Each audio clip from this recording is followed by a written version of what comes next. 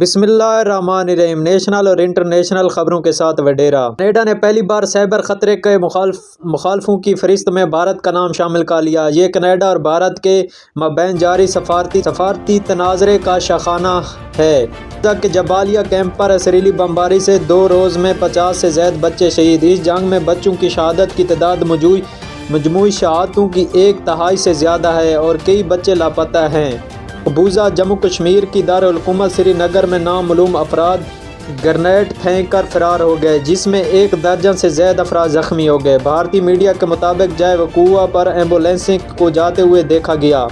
Uganda church میں عبادت کے دوران آسمانی بجلی گرنے سے 14 افراد ہلاک، 34 زخمی۔ حادثہ شمالی یوگنڈا کے ضلع ریوما میں پیلا پیک مہاجر کیمپوں میں پیش آیا۔ پولیس۔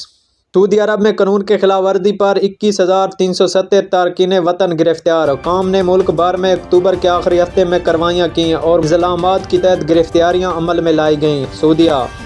بھارت ریاست کیرالہ کی ایک مصروف ریلوے اسٹیشن پر ہونے والے المناک واقعے کی وجہ سے ٹرینوں کے آمد و رفت کے کئی گھنٹے تک معطل رہی۔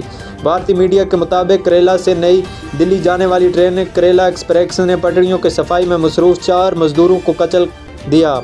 ایران یونیورسٹی میں برہما ہو کر احتجاج کرنے والی طالبہ گرفتار۔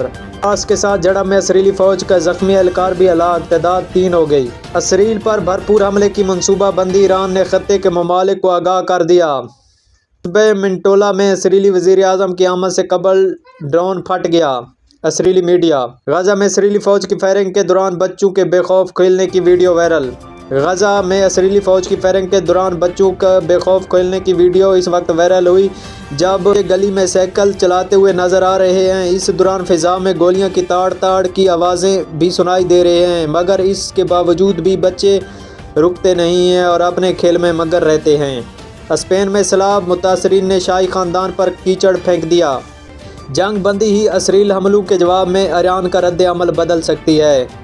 ایرانی صدر۔ نوجوان کو تھوک چاٹنے اور گوبر کھانے پر مجبور کر دیا گیا۔ India media. اسرائیل ایران کشیدگی، امریکہ بمبار طیارہ مشرقی وسطیٰ پہنچ گئے۔ حسینہ واجدہ کے خلاف عالمی فوجداری عدالت میں مقدمے کی درخواست دائر۔ طلبہ تحریک کے دوران انسانیت کے خلاف جرائم کے الزامات عائد کیے گئے۔ یہ تھی کوئی نیشنل انٹرنیشنل خبریں جو ہم نے آپ تک پہنچائی۔ ہمارے چینل کو لائک سبسکرائب کر دیں تاکہ ہم ایک دوسرے کے ساتھ جڑے رہیں۔